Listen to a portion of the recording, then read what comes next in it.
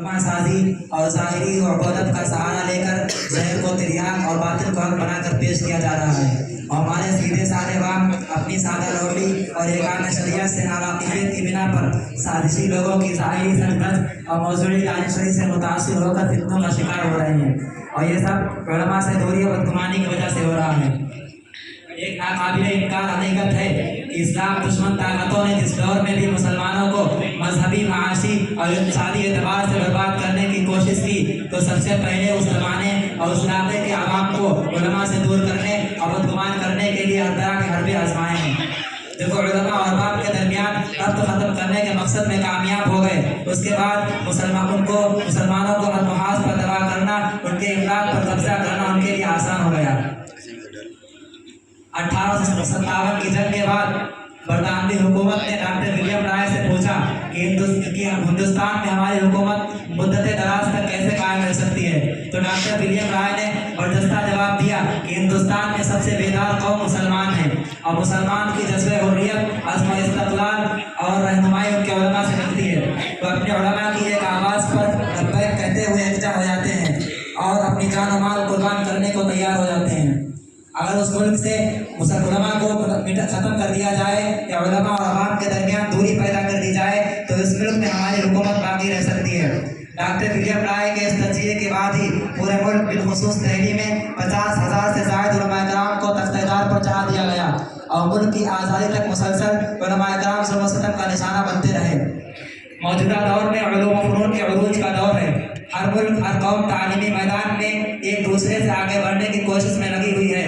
علوم و فنون کو فروغ دینے کے لیے ہر روز نئے کالجز اور یونیورسٹیاں قائم کی جا رہی ہیں۔ ہر ادارہ تعلیم و ترقی میں اپنی الگ منفرد شناخت بنانا چاہتا ہے، اور بہت ہی خوش آئند اور مبارک حقیقت ہے کہ مسلمان عصری تعلیم کے اصول میں کسی سے پیچھے نہیں، لیکن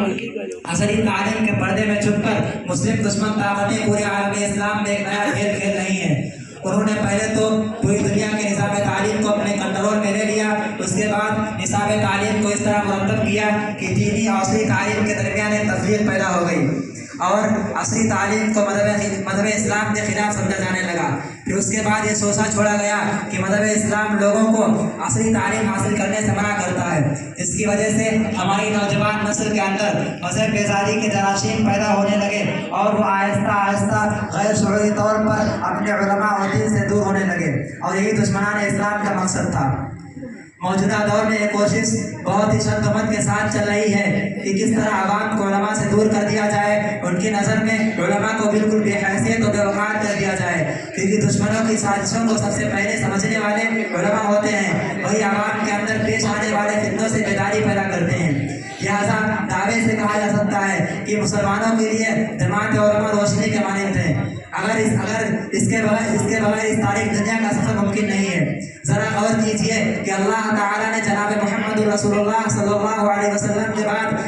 صلی اللہ علیہ وسلم پر نبوت و رسالت کے سلسلے کو مکمل کر دیا، اور اعلان کر دیا قیامت تک کوئی نبی اور رسول نہیں آئے گا۔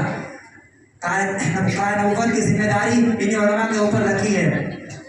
الحمدللہ دور صحابہ سے لے کر آج تک علماء مسلمانوں کی رہنمائی کر رہے ہیں۔ جب بھی کوئی فتنہ مذہب اسلام میں درکازی کرتا ہے، ہمارے علماء عوام الناس کو اس سے آگاہ کرنے کے ساتھ ساتھ اس کی سرکوبی کے لیے تن من دھن کی بازی لگا دیتے ہیں، جس کی وجہ سے آمدہ فتنے کو پیر جمانا مشکل ہو جاتا ہے، اور مسلمان فتنے کا اس وقت بنتے ہیں جب وہ اپنے علماء کی باتوں کو چھوڑ دیتے ہیں، اپنے علماء کی پیروی چھوڑ دیتے ہیں۔ اس وقت ہم کو لبرم زمین فروش اور دانش فروش سے متعلق اپنا تعلق قائم کرنا ہے، اپنے متعلقین کا تعلق قائم کرانا ہے، اور اس وقت ہم کو ظالم دانش فروش سے اپنے متعلقین کو بچانا ہے، اپنا تعلق علماء سے قائم کرنا ہے، کیونکہ علماء ہی سماج کی اور معاشرے کی اصلاحی ذمہ داری سنبھالتے ہیں، اور علماء کے اوپر انگلی اٹھانا اور ان کی شان میں گستاخی کرنا، ان کے بیان کردہ مسئلوں اور فتووں کو حد سے برابر سمجھنا گمراہی ہے اور ہلاکت کا سبب ہے۔ अबू उबादा बिन सामित रज़ियल्लाहु अन्हु से रिवायत है कि आप सल्लल्लाहु अलैहि वसल्लम ने इरशाद फरमाया, जो शख्स छोटों पर शफकत ना करे, बड़ों की इज्जत ना करे, उलमा के हक को ना पहचाने, उसका हमसे कोई ताल्लुक नहीं। अल्लाह ताला हमको उलमा के हक को पहचानने की और उनकी इज्जत और तकरीम करने की तौफीक अता फरमाए, आमीन। तो चाचा जान, आपने मेरे उस्ताद से क्या सीखा? ये अल्हम्दुलिल्लाह आपके उस्ताद से हमने ऐसी बातें सीखी।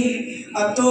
हम बुद्धू भाई से कह रहे हैं कि आप अपने बच्चे को बदरुल उलूम में छोड़ आएँ, और आज से जो है हम भी अपने बच्चों को मदरसे में पढ़ाएंगे और आलिम बनाएंगे। अस्सलाम वालेकुम।